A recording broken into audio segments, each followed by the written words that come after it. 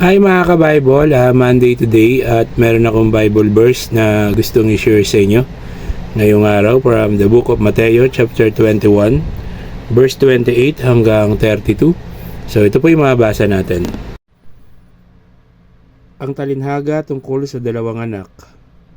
Ano ang palagay ninyo rito? May isang taong may dalawang anak na lalaki.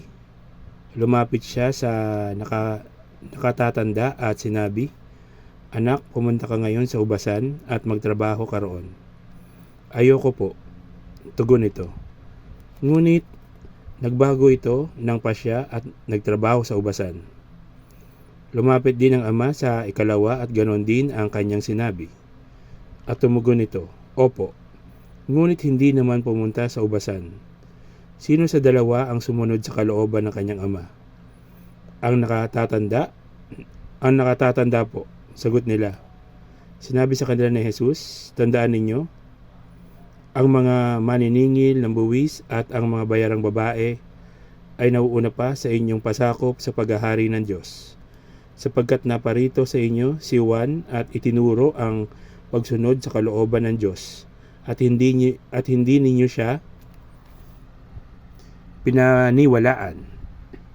Ngunit naniwala sa kanya ang mga maniningil ng buwis at ang mga bayarang babae. Nakita ninyo ito subalit, hindi pa rin kayo nagsisit tumalikod sa inyong mga kasalanan at hindi rin kayo naniwala sa kanya."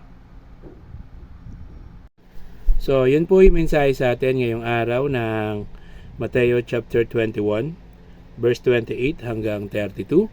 So, keep safe, God bless, always remember, Jesus loves you. Bye-bye.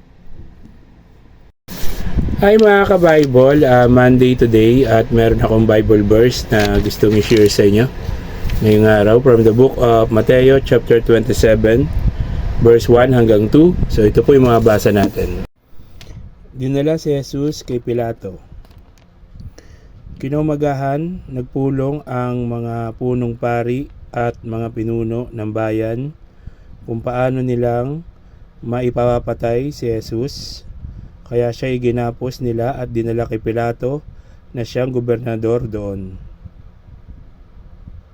So yun po yung mensahe sa atin ngayong araw ng Mateo chapter 27 verse 1 hanggang 2.